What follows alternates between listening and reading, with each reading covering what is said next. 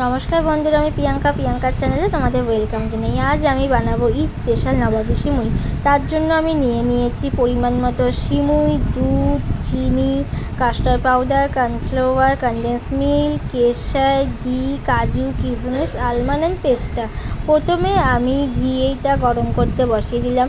ঘি গরম হয়ে গেলে আমাদের কাজু, কিশমিশ, আলমন্ডটা দিয়ে ভালো করে ভেজে তুলে রাখলাম। আমি একটা পাত্রে দুধটা গরম করতে বসিয়ে দিয়েছি। আমি আবার কড়াইতে ঘি দিয়ে সিমুইটা ভালো করে ভেজে নিলাম। সিমুইটা ভাজা হয়ে গেলে আমি সিমুইয়ের মধ্যে চিনি পরিমাণ মতো আর একটু গরম দুধ পরিমাণ মতো দিয়ে সিমুইটা ভালো করে নাড়াচাড়া করতে লাগলাম। দুধটা গরম হয়ে গেলে একটা পাত্রে কিছুটা পরিমাণ দুধ তুলে তার মধ্যে কনডেন্স মিল্ক আর কর্নফ্লাওয়ারটা ভালো করে গুলে নিলাম। তারপর দুধটা গরম হয়ে গেলে ফুটে গেলে তার মধ্যে আমি কর্নফ্লাওয়ার আর কাস্টার্ড পাউডারের মিশ্রণটি দিয়ে দুধটা একটু নাড়াচাড়া করে আমি আবার দুধটা গরম করতে দিয়ে দিলাম। দুধটা ভালো করে ফুটে গেলে দুধটার মধ্যে আমি কনডেন্স মিল্ক দিয়ে দুধটা নামিয়ে নিলাম। আর সিমুইটা আমার হয়ে গেলে সিমুইটা নামিয়ে একটা পাত্রে সিমুইটা নামিয়ে একটা লেয়ার তৈরি করতে রাখলাম। প্রথমে সিমুইটা দিয়ে আমি ভালো করে চেপে তার ওপর দিয়ে দুধের মিশ্রণটা দিলাম।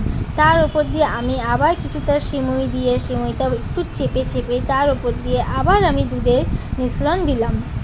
তার ওপর থেকে আমি অল্প সিমুই ওই দুধের মিশ্রণের ওপর ছড়িয়ে দিলাম।